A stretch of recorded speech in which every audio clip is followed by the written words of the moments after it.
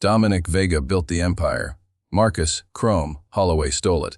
Eli Mercer betrayed it, and Lucien Dracos burned the evidence before vanishing into the ocean.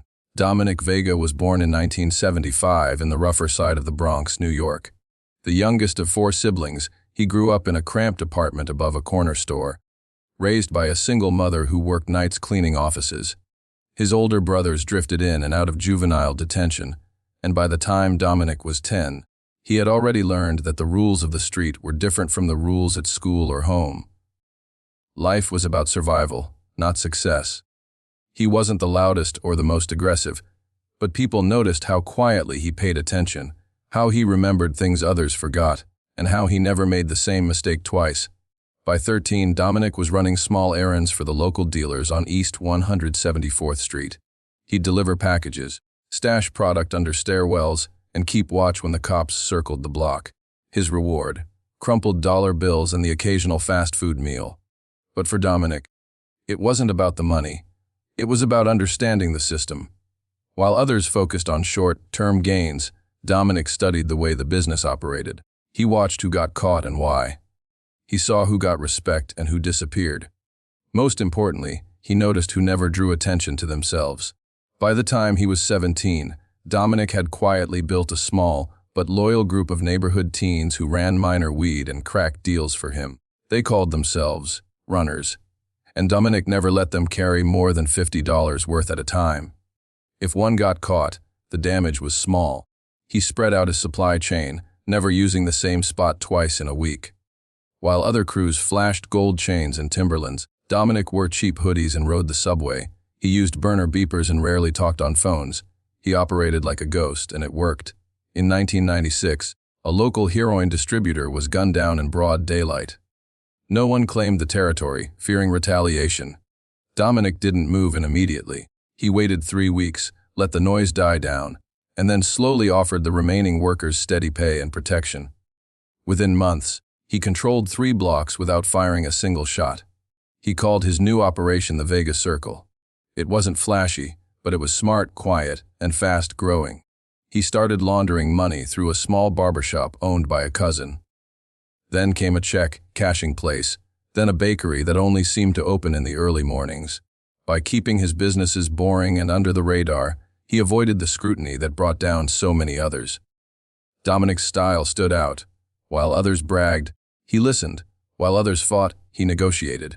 When 2 rival dealers clashed over a disputed corner, Dominic sent an envelope of cash to one and a job offer to the other. No violence, no mess. That kind of control drew attention, not just from the street, but from law enforcement. However, the police had little on him. He was never caught with drugs, never held a weapon, and had no criminal record. His crew took the risks. Dominic just gave instructions from behind a curtain. By 1998, the Vega Circle had expanded to parts of Queens and New Jersey. Dominic still didn't drive. He used hired drivers and rotated them constantly. His apartments were under fake names, and his money moved through layers of businesses.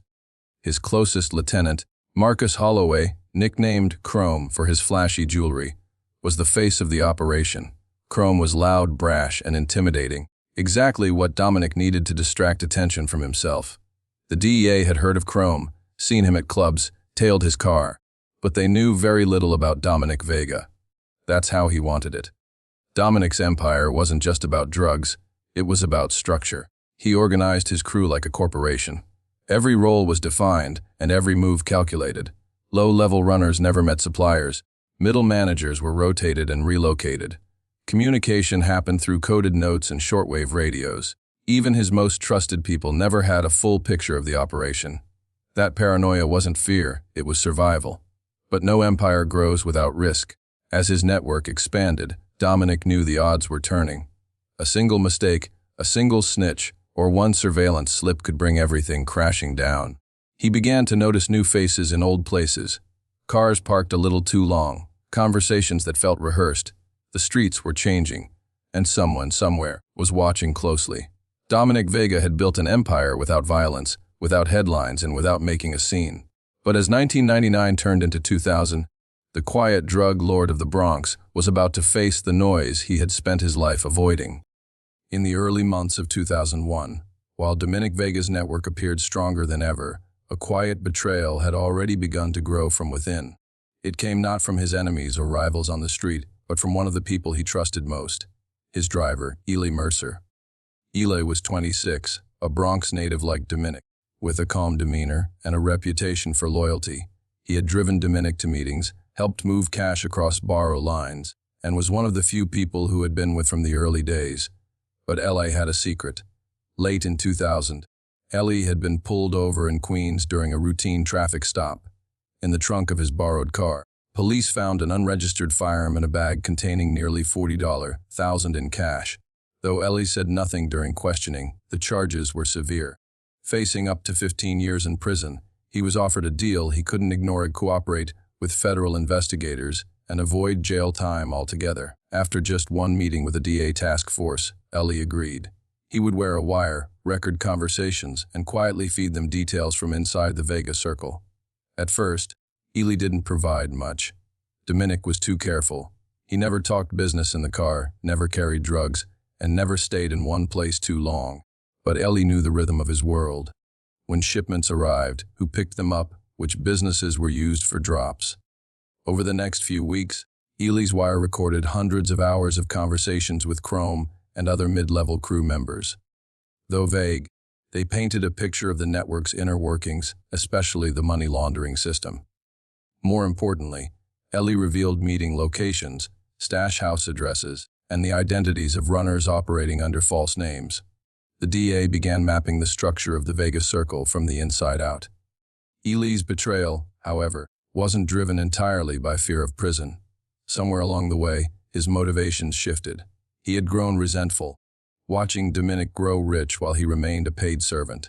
Ely started leaking more than what the feds asked for. He whispered rumors, fabricated tensions between crew members, and pushed for the idea that Chrome was aiming to take over the entire operation. It was a dangerous game. Chrome was no fool. He was always watching, always suspicious. And while Dominic trusted Ely, he trusted patterns more. In mid-2001, he suddenly changed his routines. He stopped using Ely for certain trips, switched apartments without notice, and began conducting some meetings in person at unexpected places like diners or busy parks, where surveillance was harder. This paranoia didn't come from nowhere. Dominic had felt a shift in the energy around him. People were more careful with their words. Certain shipments took longer to arrive. A low-level runner was picked up and released without charges. A red flag. Dominic didn't have proof, but his instincts told him something was wrong. Still, he didn't know that Ely, the man who had once carried his mother's groceries up the stairs, had become the key to unlocking everything he had built. In the background, Chrome had begun asserting more influence. With Vega focused on staying invisible, Chrome was managing logistics and personnel. He preferred force over finesse, and where Dominic made deals, Chrome made threats. It worked, but it also created fractures. Ely, sensing an opportunity, started feeding the feds more information about Chrome's aggressive tactics, hoping to push a wedge between the two leaders. The DA liked the tension. It meant instability, and instability led to mistakes. By the end of 2001, federal agents had compiled enough intelligence to prepare for a coordinated strike. Surveillance footage, wiretaps, and financial records were all laid out like a blueprint of the Vega circle. But they wanted more. They wanted Vega himself, and they needed Ely to get closer.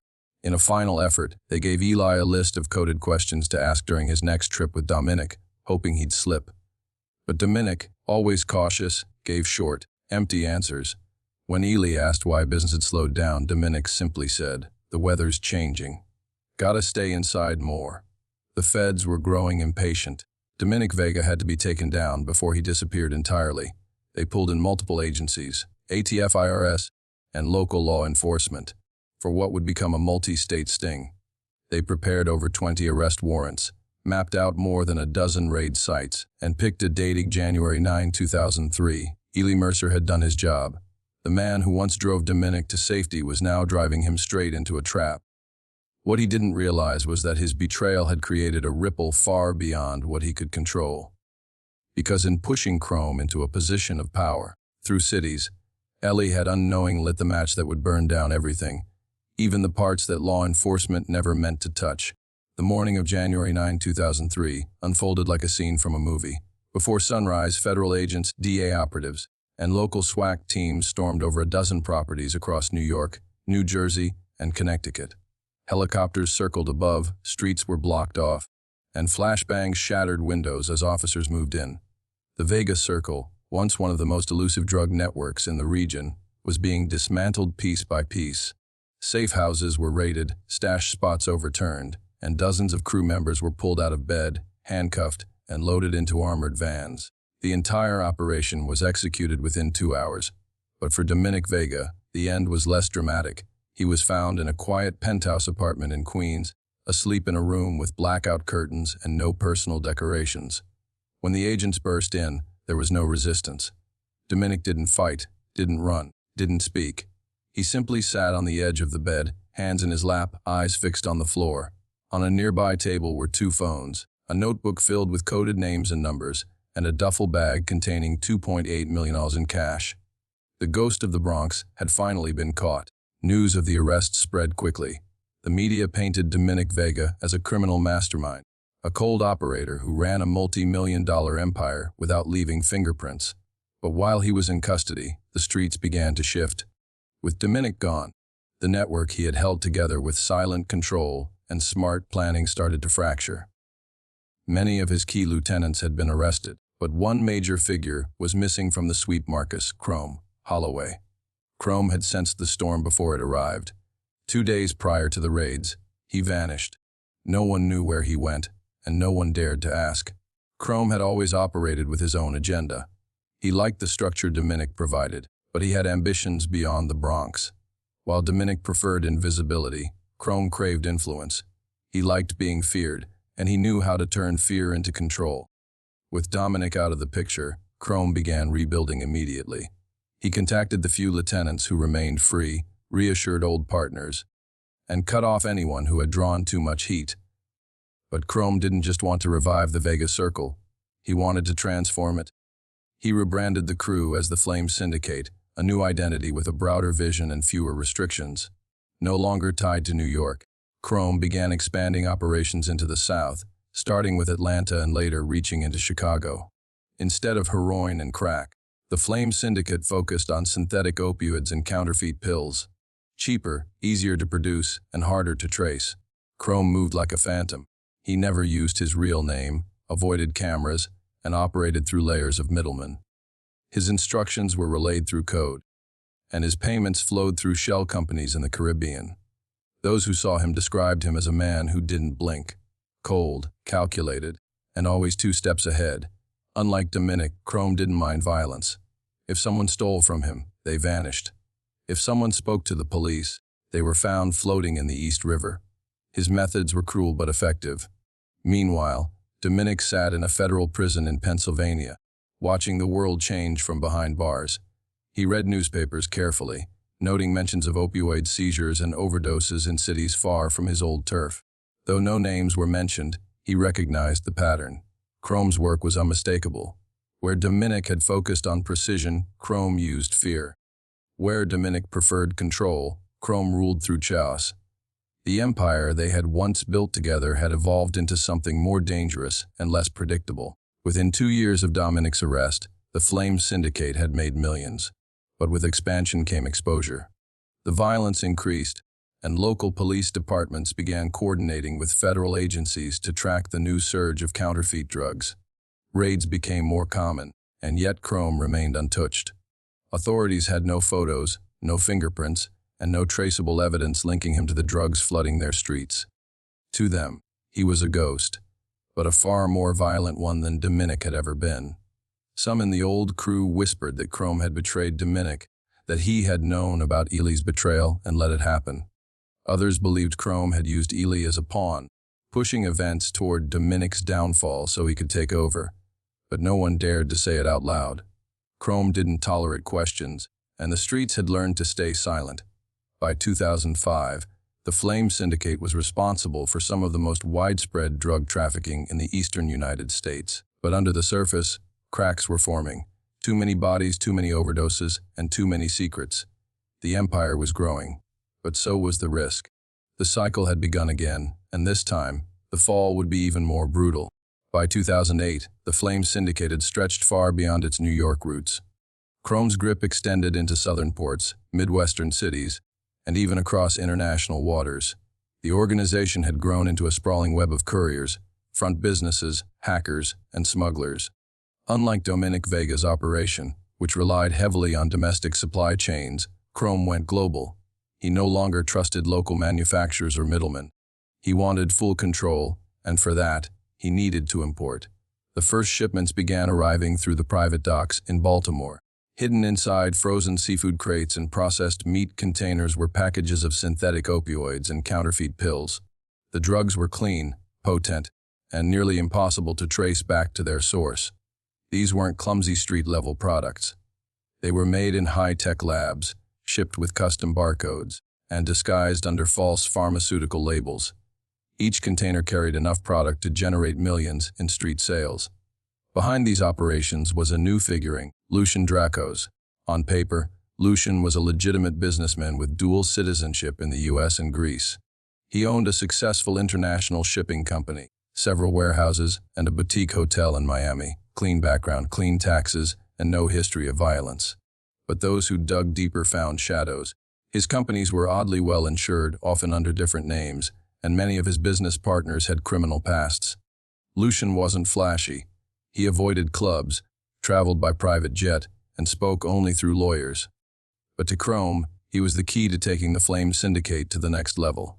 Together, they built a system that was as elegant as it was dangerous.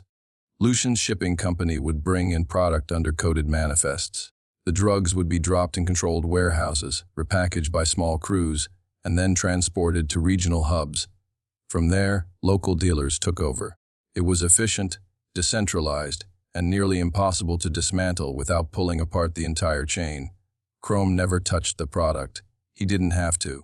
His name was never written down, his voice never recorded. But his influence was felt at every level of the operation. In late 2008, a shipment intended for Atlanta was intercepted by chance. The Coast Guard, conducting a routine inspection, found discrepancies in a manifest. Hidden behind crates of imported crab were dozens of boxes filled with sealed bottles of counterfeit pills, many of which tested positive for fentanyl. It was the largest synthetic drug seizure on the East Coast that year. Authorities launched a quiet investigation, tracing the container back to one of Lucian Dracos' shell companies. But Lucian was ready. By the time investigators approached his offices, the company had dissolved, the records had vanished, and the registered directors were missing. Still, the pressure mounted. Federal agents placed Lucian under surveillance, tapping his calls and tracking his movements. They prepared a sealed indictment, hoping to catch him before he could flee. Then, in the early hours of April 4, 2009, Lucian's private yacht exploded off the coast of Naples, Florida. The explosion was violent and sudden. Debris was scattered across the water for miles. Lucian's body was never found. The Coast Guard called it a tragic accident, but those close to the investigation suspected something far more deliberate. Some believed Chrome had him killed to tie up loose ends. Others thought Lucian faked his death and disappeared, knowing the law was closing in.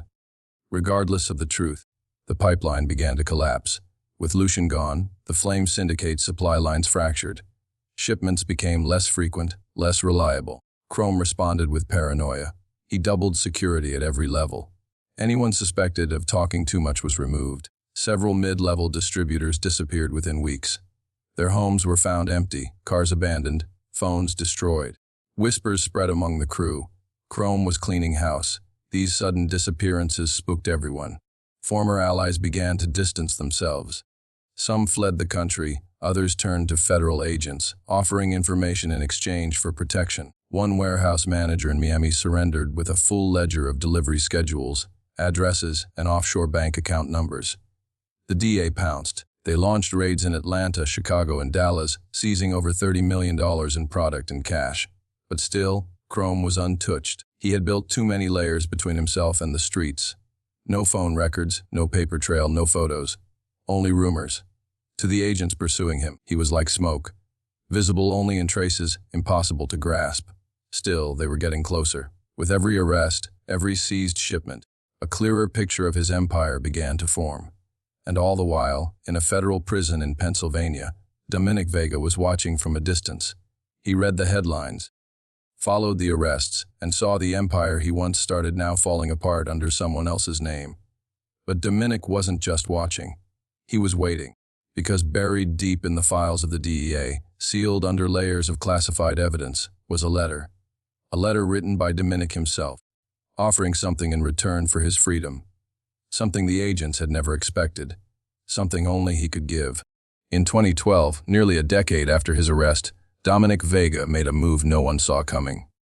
While the world believed he was rotting away in a federal prison, forgotten and irrelevant, Dominic was studying, not just books or legal documents, but people, movements, headlines, and patterns. He had followed the rise of the Flame Syndicate from afar, recognizing the chaos, the arrogance, and the mistakes Chrome had made. Dominic had built an empire based on silence and precision, and now he was watching it unravel into noise and blood. He understood something the authorities were only beginning to suspect. The syndicate wasn't falling apart because of pressure. It was collapsing because of greed, ego, and betrayal.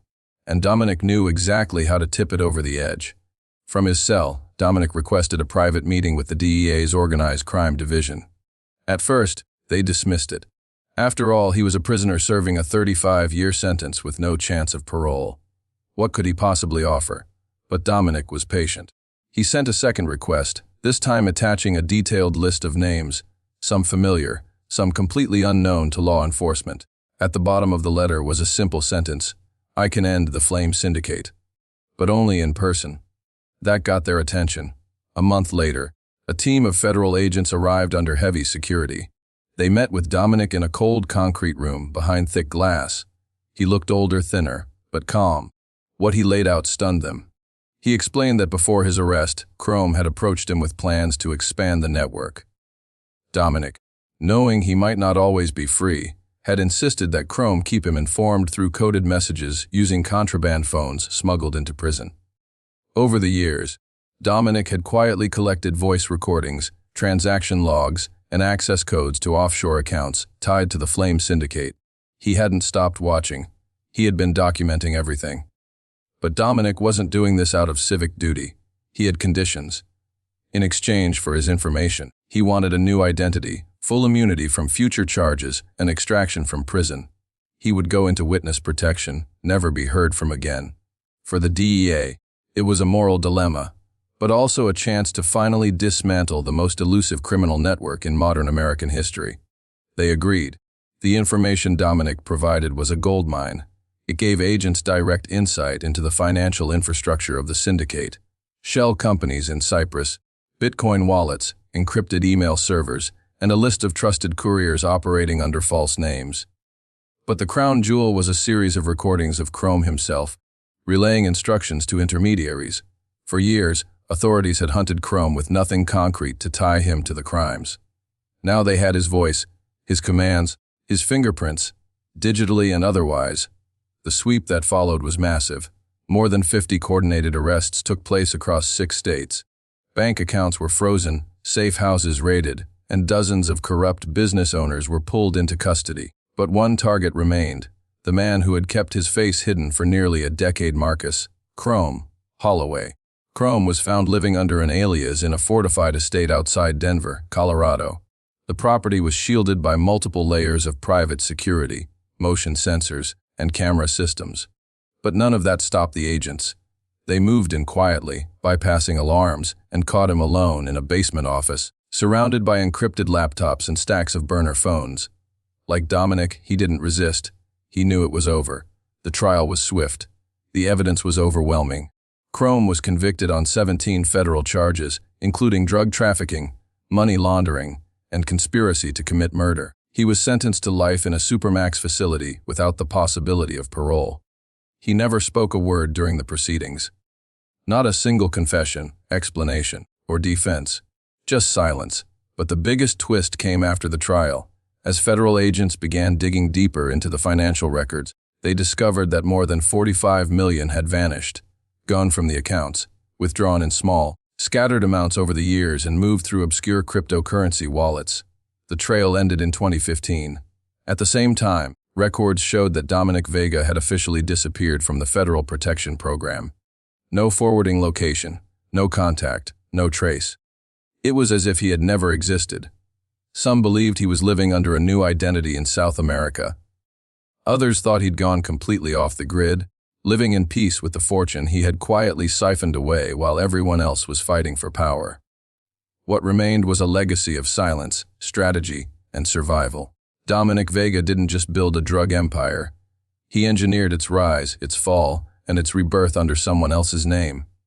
And when it was all over, he walked away with everything, not through violence, not through fear, but through patience, control, and the understanding that the smartest player in the game is the one who writes the rules, disappears before the credits roll, and leaves no fingerprints behind.